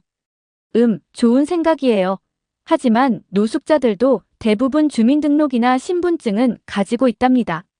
많은 나라에서 노숙자 지원 프로그램을 운영하고 있죠. 그러기 위해서라도 기본적인 신분 증명은 필요하답니다. 그러자 제 옆자리의 말레이시아 여학생이 자신 있게 손을 들었어요. 전쟁 난민들이요. 시리아나 미얀마처럼 내전을 피해 도망 나온 사람들이요. 그들은 본국의 신분증도 잃어버렸을 테고. 그것도 아주 좋은 대답이에요. 하지만 난민들은 UNHCR에서 발급하는 난민 증명서가 있답니다. 그들의 신분은 국제법으로 보호받고 있죠. 그 뒤로도 여러 학생들이 다양한 답변을 이어갔어요. 누군가는 인신매매 피해자를, 또 다른 학생은 고아를 언급했죠. 하지만 교수님은 계속해서 고개를 저으셨습니다. 마침내 제 옆자리에 앉은 홍콩 출신의 제니가 조용히 손을 들었어요. 그녀는 항상 신중하게 생각하고 발언하는 학생이었죠. 교수님, 사실 그런 사람은 없지 않을까요? 21세기에 살고 있는 우리는 모두 어딘가에 등록되어 있을 텐데요. 출생 신고부터 시작해서 학교 입학, 은행 계좌 개설. 이 모든 것들이 신분을 증명하는 기록이 되지 않나요? 제니의 말에 교실 안에 많은 학생들이 동의하듯 고개를 끄덕였어요. 저도 그녀의 의견이 일리 있다고 생각했죠. 하지만 교수님의 반응은 달랐습니다. 아, 드디어 나왔네요. 바로 그 대답을 기다리고 있었어요. 교수님의 눈이 반짝였고 입가에는 의미심장한 미소가 번졌습니다. 여러분은 모든 사람이 신분이 있다고 생각하시죠? 하지만 실제로는 그렇지 않습니다. 우리 주변에는 공식적으로 존재하지 않는 사람들이 생각보다 많이 있어요. 교실 안이 술렁이기 시작했습니다. 저도 궁금증이 생겼어요. 도대체 어떤 사람들일까요?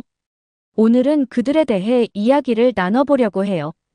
특히 아시아에서 이런 현상이 어떻게 나타나고 있는지, 그리고 이것이 우리 사회에 어떤 영향을 미치는지 함께 생각해 보았으면 합니다. 교수님은 칠판에 비공식 존재 unofficial existence라고 적으셨어요. 그리고 학생들을 둘러보며 말씀을 이어가셨습니다. 여러분, 혹시 주변에서 이런 사람들을 본 적이 있나요? 아니면 들어본 적이라도 있나요? 이번에는 아무도 손을 들지 않았어요. 대부분의 학생들이 서로를 바라보며 고개를 갸우뚱거렸죠.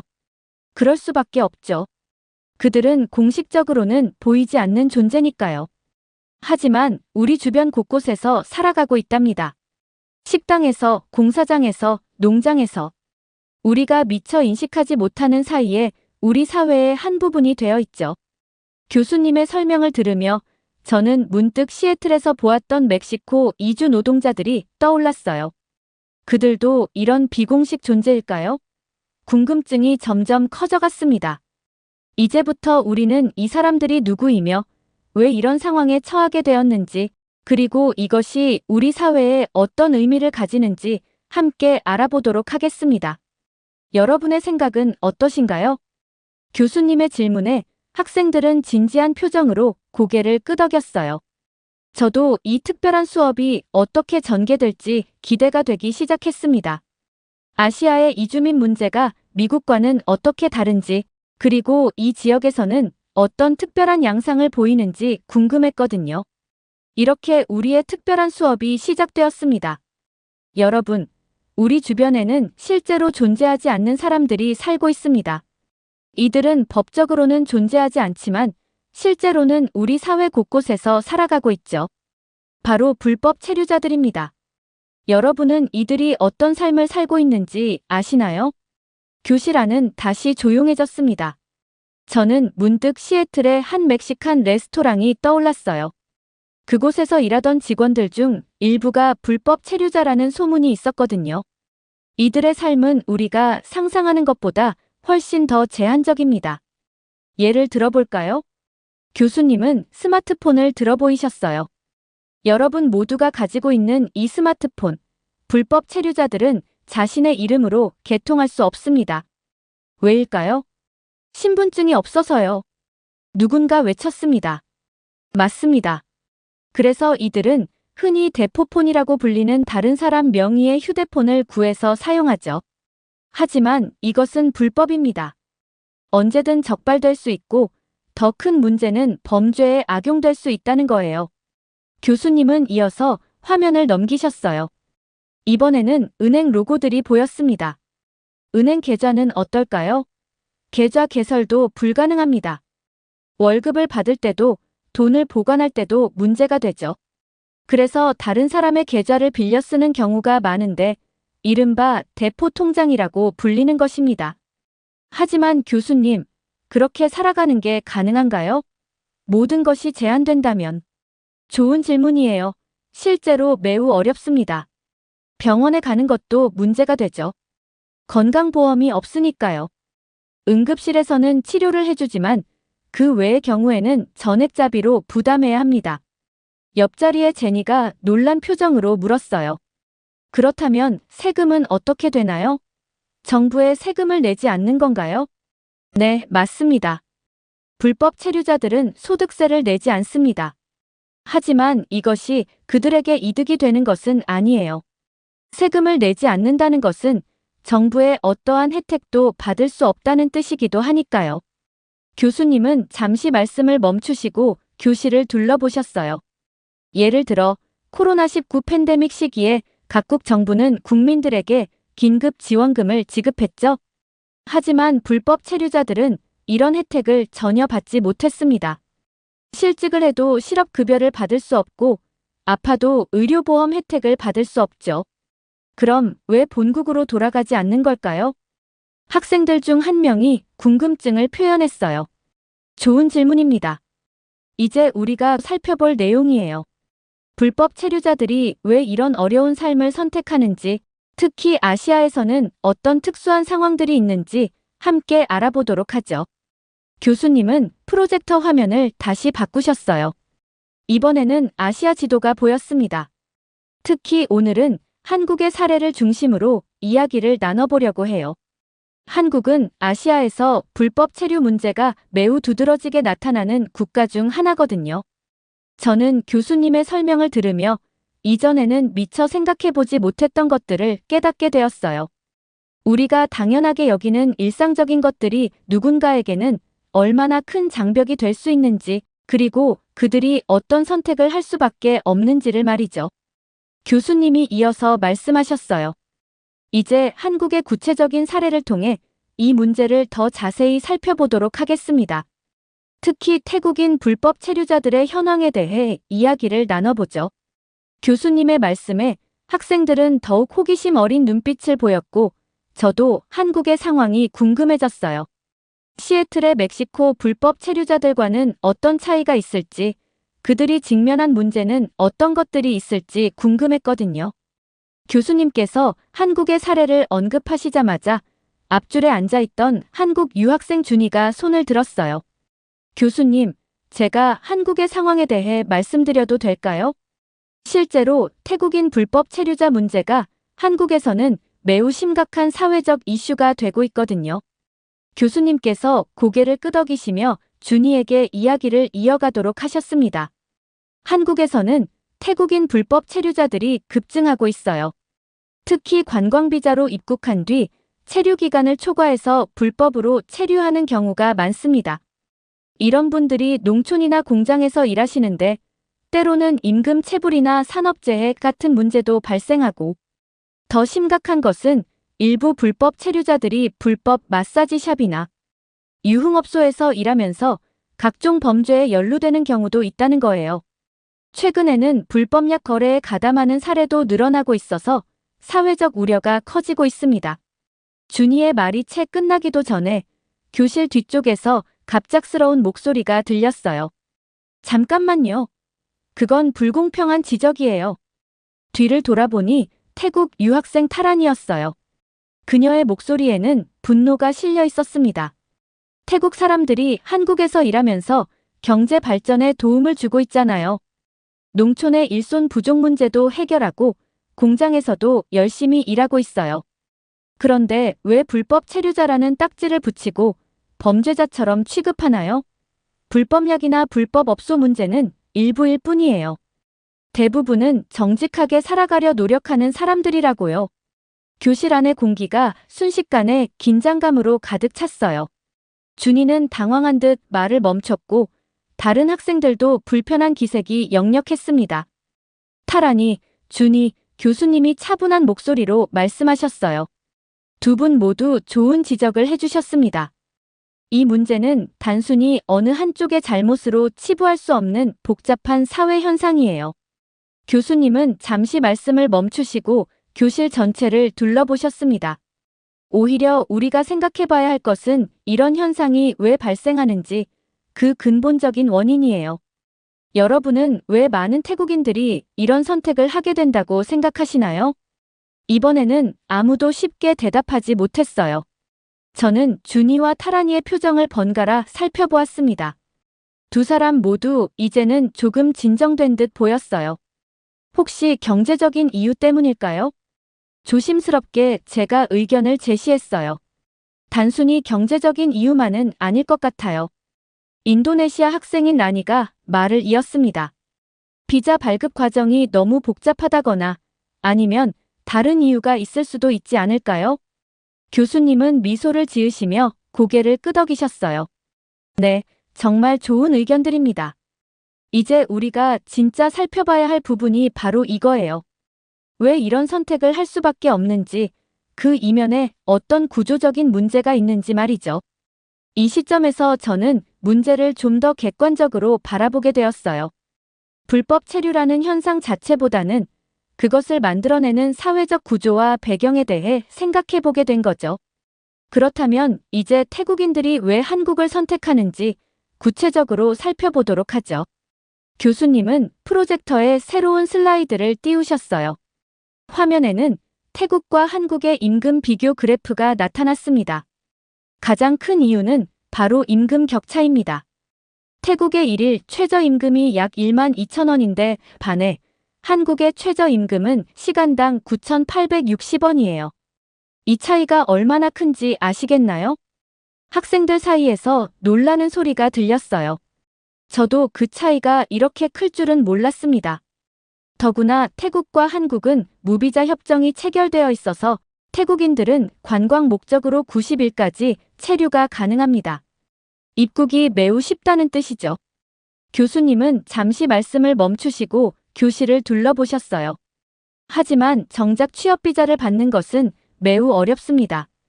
E9 비자나 H2 비자를 받으려면 고용허가제를 통과해야 하고 까다로운 심사 절차를 거쳐야 해요. 게다가 특정 업종에만 취업이 가능하죠. 예를 들어 E9 비자의 경우 주로 제조업, 건설업, 농축산업, 어업, 서비스업 등으로 제한됩니다. 그 중에서도 서비스업은 더욱 제한적이에요. 냉장 냉동창고 작업장이나 재활용 처리장 같은 곳만 허용되죠. 교수님은 화면을 넘기시며 계속 설명하셨어요. 또한 각 업종별로 고용 가능한 인원이 정해져 있습니다. 예를 들어 제조업의 경우 상시 근로자 300인 미만이거나 자본금 80억 원 이하의 중소기업에서만 외국인 근로자를 고용할 수 있어요. 건설업은 발주금액 300억 원 미만의 공사 현장으로 제한되고요. 게다가 농업이나 어업의 경우 규모가 작은 농가나 어가에서도 정해진 기준을 충족해야만 외국인 근로자를 고용할 수 있습니다. 이런 제한된 조건들 때문에 많은 태국인들이 비자를 받는 것을 포기하고 불법 체류를 선택하게 되는 거죠. 특히 식당이나 일반 서비스업에서 일하고 싶어하는 태국인들은 취업비자로는 아예 일할 수가 없어요. 이런 업종은 취업비자 발급 대상이 아니거든요. 그럼 왜 한국 정부는 비자 발급 조건을 좀 더 완화하지 않나요? 제가 궁금해서 질문을 던졌어요. 좋은 질문이에요, 레이첼. 사실 한국의 많은 산업 현장에서는 심각한 일손 부족을 겪고 있습니다. 특히 농촌이나 중소제조업체의 경우가 그렇죠. 하지만 무분별한 외국인 노동자 유입을 막기 위해 신중한 접근을 하고 있어요. 교수님은 새로운 슬라이드를 보여주셨어요. 이번에는 한국의 산업별 인력 부족 현황이 나와 있었습니다. 보시다시피 농업, 어업, 건설업, 중소제조업 등에서 심각한 인력난을 겪고 있어요. 이런 상황에서 일부 업체들이 불법 체류자들을 고용하게 되는 것이죠. 그런데 교수님, 왜 하필 한국인가요? 다른 나라도 많은데. 아, 이것도 중요한 포인트예요. 한국은 태국인들에게 매우 매력적인 노동 시장입니다. 임금 수준이 높은 것은 물론이고 한류의 영향으로 문화적 친밀감도 있죠. 게다가 지리적으로도 가깝고 비행기 티켓도 비교적 저렴한 편이에요. 결국 이것은 수요와 공급의 문제이기도 합니다. 한국의 산업 현장에서는 인력이 필요하고 태국에서는 더 나은 수입을 원하는 사람들이 있죠. 그 사이에서 발생하는 간극을 불법 체류라는 방식으로 메우고 있는 거예요. 근데 교수님, 그렇다면 왜 정식으로 비자를 받고 일하지 않나요? 불법 체류보다는 합법적으로 체류하는 게 더 안전하지 않을까요? 좋은 질문입니다. 교수님은 고개를 끄덕이시며 새로운 슬라이드를 보여주셨어요. 정식 비자를 받는 과정이 생각보다 훨씬 복잡하고 어렵습니다. 먼저 고용허가제를 통과해야 하는데 이를 위해서는 한국어 능력 시험에 합격해야 해요. 그 다음에는 건강검진도 받아야 하고 한국에서 고용주의 초청이 있어야 하죠. 교수님은 잠시 말씀을 멈추시고 계속해서 설명하셨어요. 게다가 비자를 받더라도 체류 기간이 제한적입니다. 이나인 비자의 경우 최대 4년 10개월까지만 체류할 수 있어요. 그 이후에는 본국으로 돌아가야 하죠. 재입국을 하려면 다시 처음부터 모든 절차를 밟아야 합니다. 하지만 더 큰 문제는 업종 제한이에요. 예를 들어 농업 비자를 받고 왔다면 농업 외에 다른 일은 할 수 없습니다. 공장에서 일하고 싶어도 식당에서 일하고 싶어도 안 되는 거죠. 이때 준이가 다시 손을 들었어요. 실제로 제가 알기로는 정식 비자를 받고 일하는 경우에도 여러 문제가 발생한다고 해요. 고용주 입장에서도 어려움이 많다고 하더라고요. 교수님은 준이의 말에 동의하며 설명을 이어가셨습니다. 네, 맞습니다. 고용주들은 정식 비자를 가진 외국인 근로자를 고용할 때 최저임금은 물론 4대 보험과 같은 법적 의무사항을 모두 지켜야 해요. 게다가 숙소 제공이나 기타 복리후생도 신경 써야 하죠. 이런 상황에서 많은 고용주들은 차라리 한국인을 쓰는 게 낫다고 말합니다. 비용은 비슷하게 들면서 의사소통도 쉽고 문화적 차이로 인한 갈등도 없으니까요. 더 심각한 문제는 비자를 받고 입국한 근로자들이 더 좋은 조건을 찾아 이직하는 경우가 많다는 거예요.